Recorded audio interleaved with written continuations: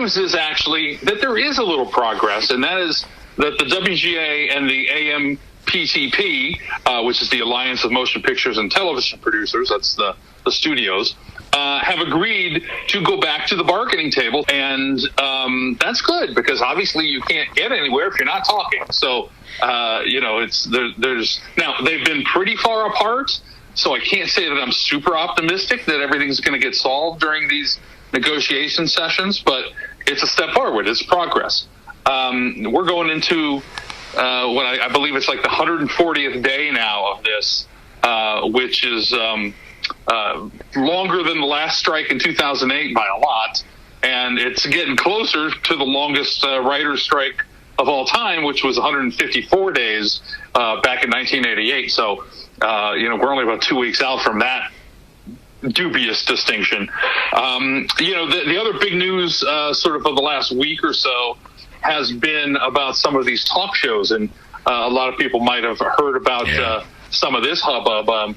Drew Barrymore, Bill Maher, those were the two sort of high-profile ones, but other syndicated shows like Jennifer Hudson and The Talk were all supposed to be coming back without guild writers, and they all caught so much flack with that that they backed off pretty quickly. In fact, they were supposed to come back live in studio this week, and they reversed those decisions after a lot of pushback from not only guild members but those who thought, hey, that's a little hypocritical. And I understand their point. There are other people that are being hurt by this. All the tech people, the IATSE people, the crew of these shows, they're not on strike. It's only the writers and the actors. And so all these other people that work in television, work in movies, are being hurt. So I do understand that spin on it. But obviously there was a lot of pushback, and all of those shows decided to wait. Joe, let me ask you this, and we're talking with Joe Fortunato, film study professor, and a lot of people hear AI, and they heard you and I talk about this, that the main stumbling point is AI. And I was wondering if you can simplify it for the listeners so they understand the AI discussion with the writers and actors. Is there a way, I guess that's a lot to ask you, but is there a way to simplify that? Well, I'll do my best, but I do want to sort of, qualify that a little bit. I don't know that it's the number one issue. It's the sexiest issue. It's the one that captures the headlines the most. Frankly, I don't know that there's really a list of number one, number two, number three. There's, a host of 3 or 4 issues that are all important to the various guild members. I would actually think, though, that right here and now, it's the residuals on streaming that's probably the most important for both actors and writers in terms of their daily bread, as it were. But anyway, going back to your question, AI is certainly an issue, and whenever we have these strikes, it always seems to be technical things that come up. Last time it was streaming, and now we've got the AI thing. So we're looking at preventative negotiations here, I guess.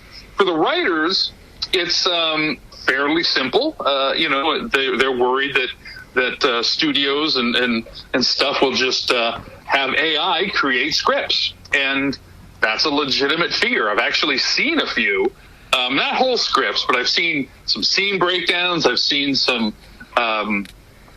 short scenes written and stuff by AI, and in some cases it's serviceable. So it's a genuine concern that they would have studios replace humans on those kind of things. I don't think it really goes too far into writing entire movie scripts or something like that, although I wouldn't say that's impossible. But just the other parts that writers do in terms of breaking down stories, breaking outlines for shows, for seasons, things like that. So there is a concern of replacing real human writers with AI and doing those things. For the actors, it's a little bit more about their image, and to have their performances recorded and then banked in a database that then AI could take that information and create performances from them that the actors aren't actually doing. It's just, what some people might call a deep fake or something like that. And so having their name, image, and likeness doing performances that they don't agree to. And that's a pretty serious thing on their end. So that's the sort of laypersons and simple version of AI, I think, for both groups. Film study professor Joe Fortunato with us. And Joe, my final question for you today on this topic is, when will the viewers, the fans of movies and television shows, and we can go on and on here, when will we start to see the fallout from this strike? Because so far we've seen the movies, we've seen the shows, but I imagine we're coming to an end of that new product soon.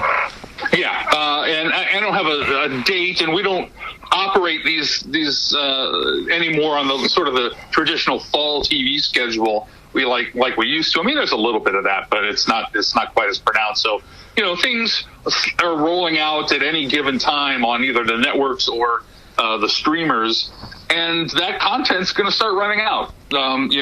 As we get into the fall and winter, and we're already seeing some of the ramifications of that. I mean, you're seeing promos for more reality shows that are coming up. I mean, we always have reality shows, but Survivor, of course, has been around long before the strike issue. But I don't know if anyone's noticed, they're now going to have 90-minute episodes instead of 60-minute episodes this upcoming season. So they're filling more airspace. We are seeing the shows I just talked about that were going to go back into production, and then they decided not to. So the talk shows and things like that. Another thing that and some viewers may appreciate this, so it's a double-edged sword, but CBS has chosen to put Yellowstone on its network, and that so I mean, it did pretty big numbers last Sunday. So Yellowstone, which a lot of people have already seen on cable and streaming, is now filling up network time slots because they don't have other content to put there. All right, Joe. Good information. Look forward to the updates, and already looking forward to our visit Friday, my friend, as you take us to film school each and every Friday just after 8 o'clock. So thanks for taking time to visit with us and an update, and I guess we can only hope that this ends sometime soon, that it really also takes care of everyone involved. Thanks for the time, my friend. Okay, we'll see you soon.